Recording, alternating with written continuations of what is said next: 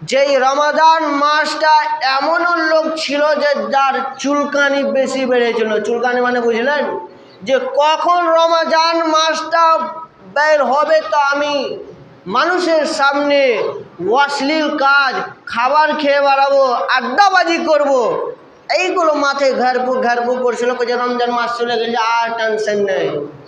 আপনাকে এই কথাটা বলবো, আপনি মনে মনে ভাবছেন যে রমাদান মাসে না খাইয়া রোজা রাখলে যারা, তারা বেকার করেছ।